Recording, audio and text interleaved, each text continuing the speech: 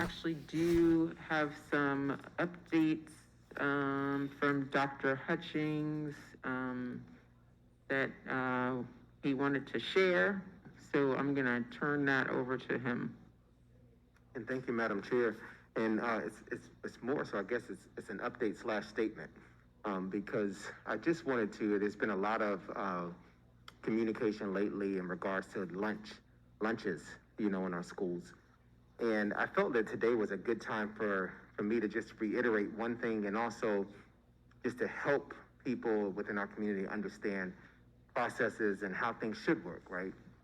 First and foremost, I do want to say, I know our principals aren't watching because I asked them, take a break. So none of them are watching right now, but I talk to our principals quite often. And one thing that I shared at least every other day, it feels like sometimes over the past couple of weeks. But one thing that I had shared with them was I was getting, several emails around lunch.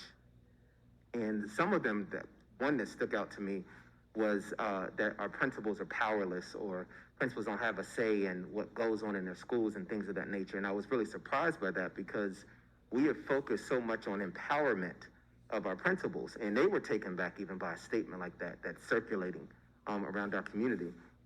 Our principals and our staff, they are well equipped to give me feedback, to provide me guidance, to help me make decisions in regards to what's best, not only for their schools, but also for the division as a whole. And one thing that we have been talking about over the past several weeks in regards to lunch outdoors is, how do we establish a plan in ACPS to ensure it is a sustainable solution, not a temporary fix, not something we can do some days, not something that we can do for a couple of months, but our goal is to have 5 days a week for this school year. Like, we're going to have kids through June, and we need to ensure that we're putting processes, systems, protocols, structures in place to make sure that we are able to do that. And we provided the board with a memo a couple of weeks ago. Or may have been last, seems like a couple of weeks ago. It might have been last Friday. Sorry, it was Friday. I'm like, was it Friday? I feel like it's only day 3, right?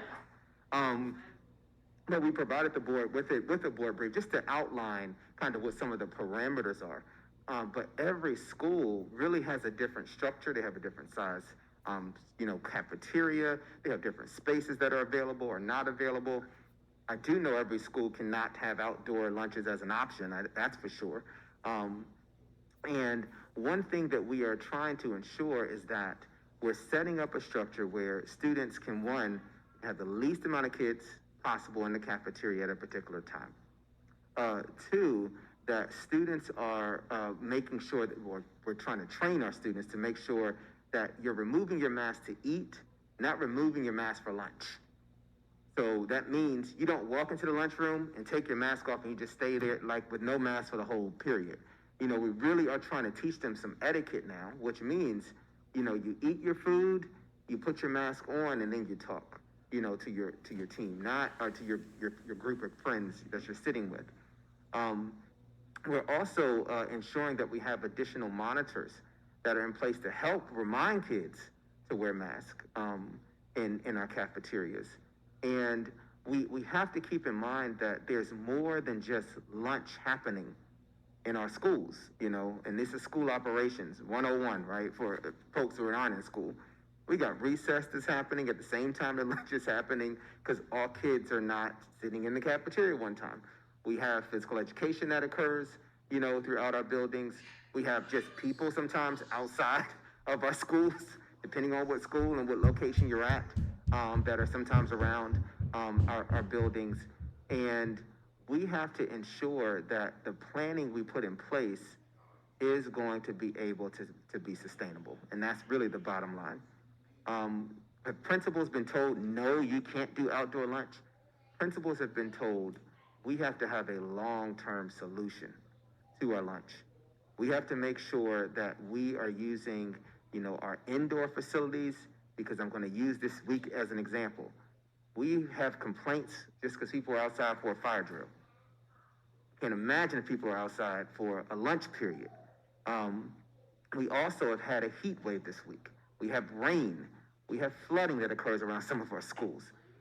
There's so many inclement weather situations that we would literally each day be figuring out what we're going to do in regards to a lunch period, which is a complete disaster for us. And, I also hear we want to do things at Arlington and, Fairfax and whatever other school division. And, I can't speak for those other school divisions because I'm not the superintendent in those school divisions.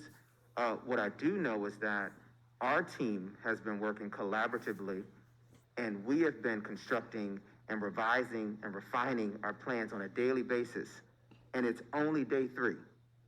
So everything is not going to be perfect right now. I mean, even prior to COVID, the first 2 weeks of school, we are shifting lunch routines, we are shifting classrooms, we are shifting teacher assignments, we're shifting student schedules. I mean, that is the normal thing that we do when school opens. So all I'm asking for folks is to give us the time to make the adjustments we need to have a sustainable solution.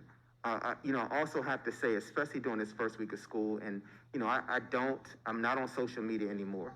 I have a presence, but I don't read anything on social media. So people who are reading, texting me, tweeting, I don't read any of that, right? But I do get updates from our staff. And one thing that I have seen is that there's this campaign at times to do emails to the board. And the issue that I have with that is not how we operate.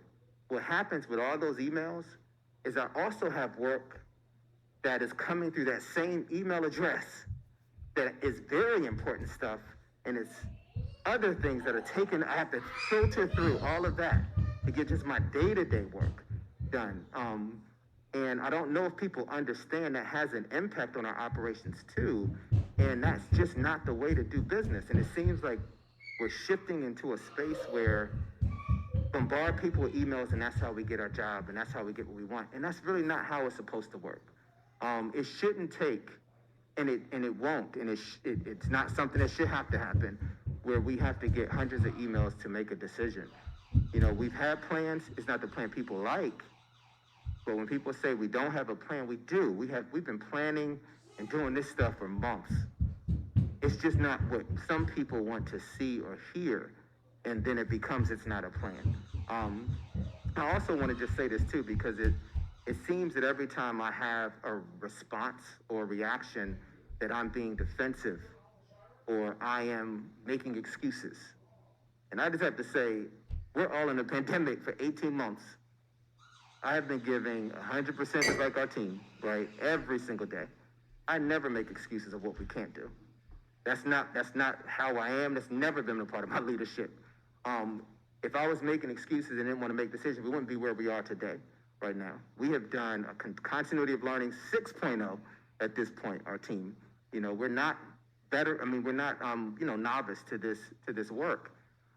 So I just wanted to put this on the record because I have asked our principals to provide updates to their staff and to their communities when they're making adjustments to their schedules, but to stop doing these one-on-one emails back to people. It's taking up their time and it's also taking up mine. So I'm not planning to respond to 200 emails. I can't do it. This is the first week of school. I can't do that, especially when they're cut and paste, same stuff, same messages. That's not what our time is supposed to be for, and I have to take a stance on behalf of our principals.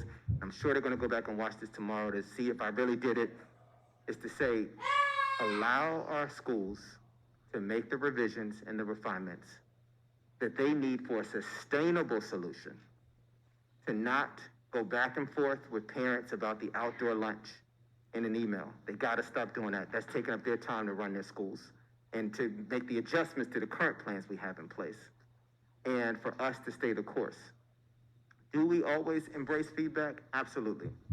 When we get feedback, we take it into consideration. Sometimes we even pivot and make changes, right? But I will be the first person to inform the board when a massive change or a policy that I'm recommending for the whole school division, I'll be the first person to bring it to you, or nobody's going to have to bring it to you for me as the superintendent.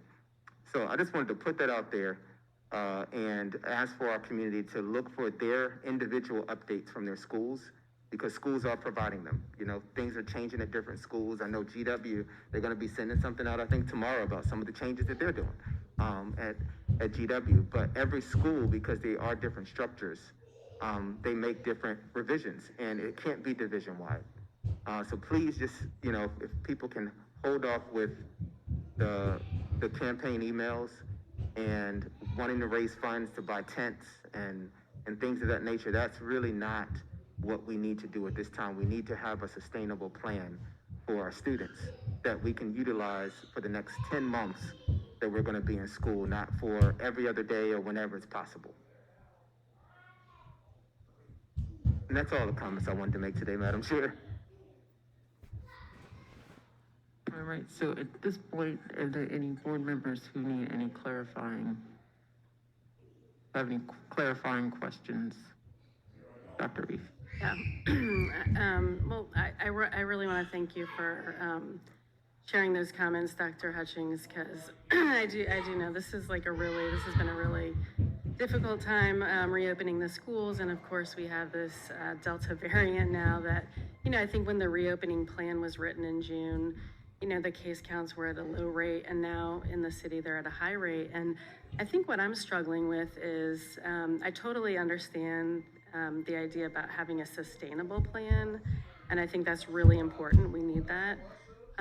It's just that I think that, you know, the science does say that, you know, when you're outdoors, it is safer. So if there's a desire to take kids outside for lunch, when it is feasible, like when the weather is cooperating, or if the schools can find a way to do that, like are they permitted to do that? Because I think that's, I mean, I agree with what you're saying. I mean, I understand what you're saying about the sustainability. It's just that I think that's the fear now that the case counts are high. And I really appreciated the conversation we had last week about if there are things we can do that can even lower our risk further of the spread, you know, can we try to do those things? And I think that that is what the community is really trying to say. So I don't know if you can just speak to the possibility of that.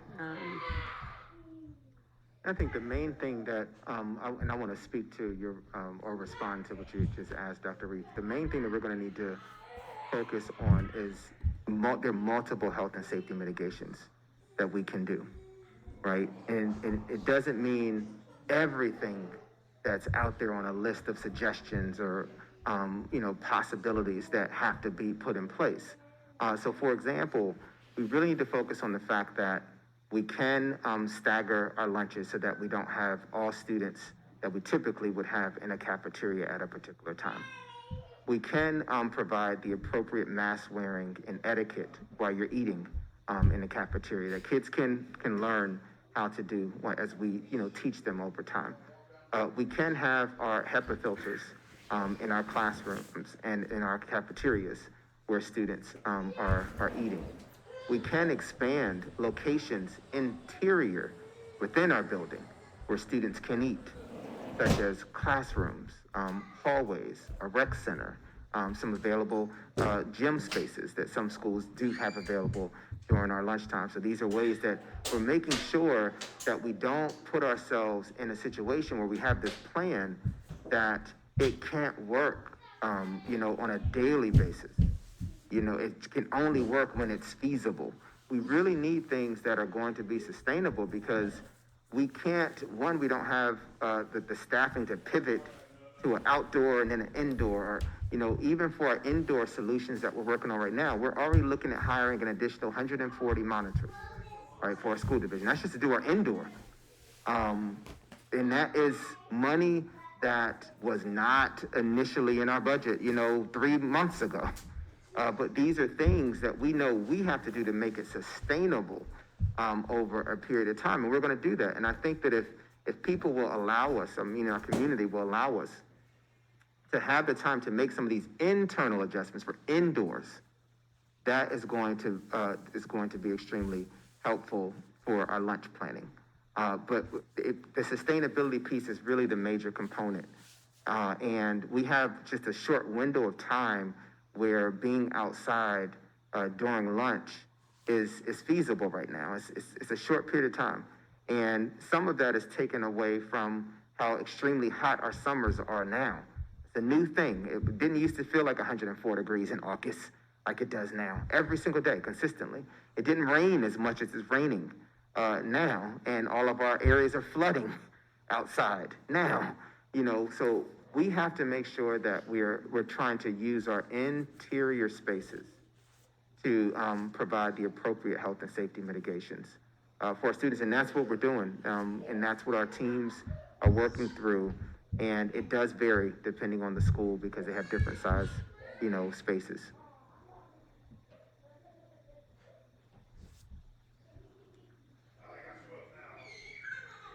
Ms. Green? Thank you, Chair Alderson, and thank you for the clarifications, Dr. Hutchings. My questions were around the monitors. Thank you for the additional help that the schools will need, the 140. Just clarification, will those monitors be used as principals go through to see what works best in their schools? Is it possible that they're used to expand in the schools? Do they take the place of teachers that might not have their break because they are monitoring in the lunchroom? Just if you could clarify what the monitors will be used for and how they'll be distributed throughout the schools.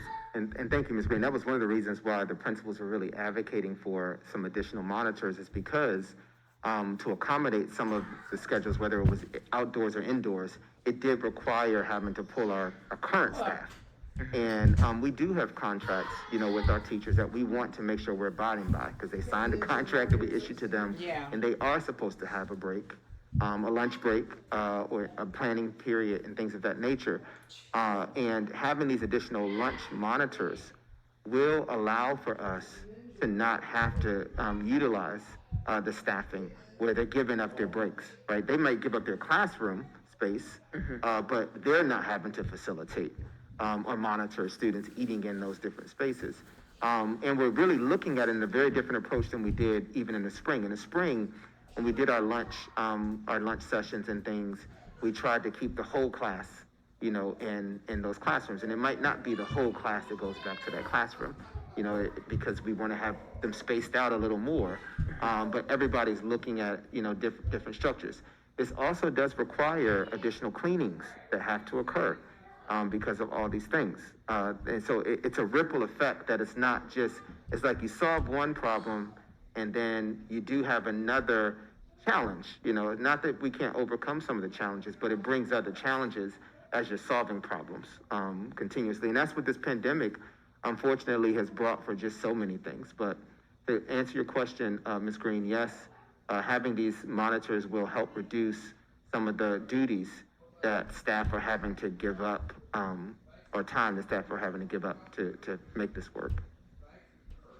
And they can possibly be used also to move into classrooms or into other areas of the school for the kids to eat as well. It's not just eat, it's lunch monitor, but just for lunch, meaning lunch, not necessarily the location of the cafeteria. Perfect. Yes. Ms. Thornton? Yeah. Thank you, and thank you, Dr. Hutchings, for clarifying that, because that has been something. Outdoor lunch has been an issue for